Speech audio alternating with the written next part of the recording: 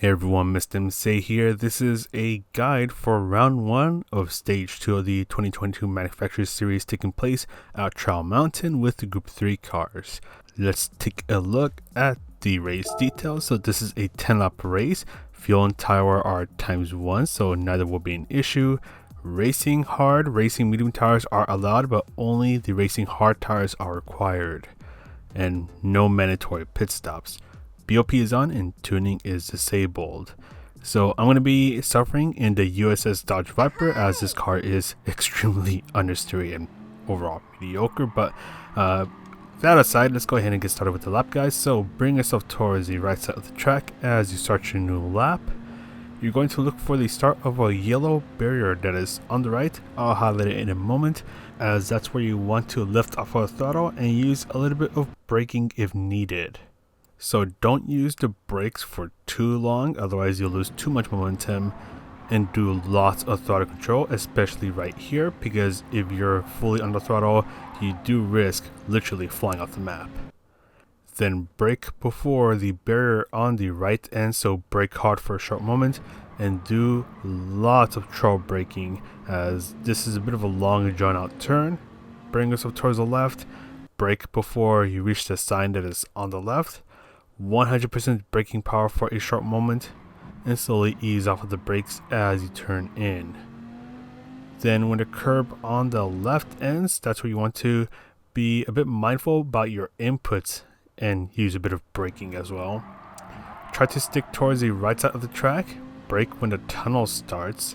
Be mindful of your inputs through here, because especially if you're in the Viper, you do risk getting a lot of understeer and hitting the walls.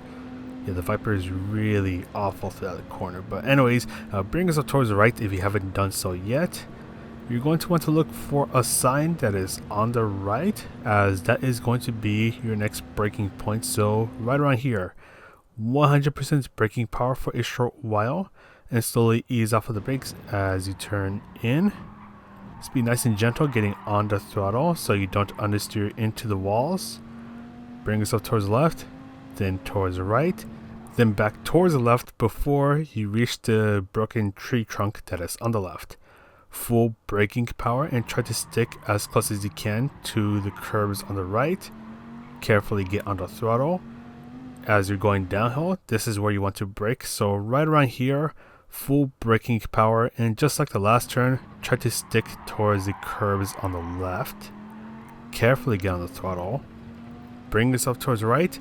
And just after the curb on the right starts, that's where you want to brake as much as you can. At least in the Viper, you kind of want to park it for this left turn.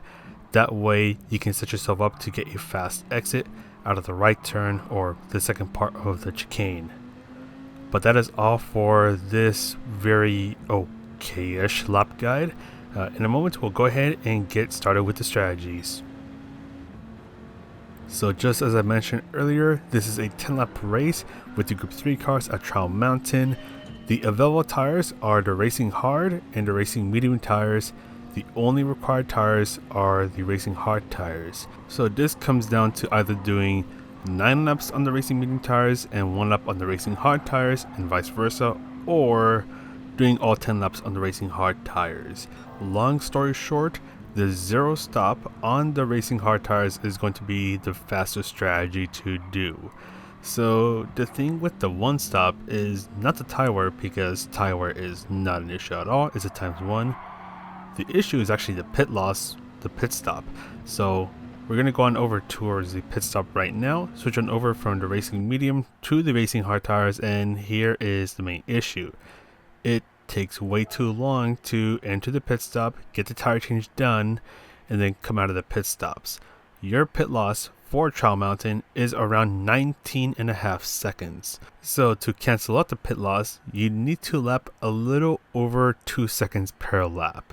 And you're doing this for 9 laps, because don't forget, you need to do at least one lap on the racing hard tires. So yeah, that's not going to happen, because you're lapping around 1 second per lap faster on the racing medium tires. So at the end of the day, you just lose way too much time in the pit stop, and the 1 stop is simply just not going to be worth it. Going over towards the end of the race for the one stop. So once again, 19.5 second pit loss. You lose way too much time for the one stop to work at all. The total time that I got here for the one stop is going to be 18 minutes and 54 seconds. So this is our base time right here. We're going to go on over towards the zero stop on the racing hard tires, where you do all 10 laps on the racing hard tires. And I'm not going to show much because this is, well, kind of self-explanatory, especially with the ×1 tire wear and feel. You just drive around for 10 laps on the racing hard tires, and that's kind of it.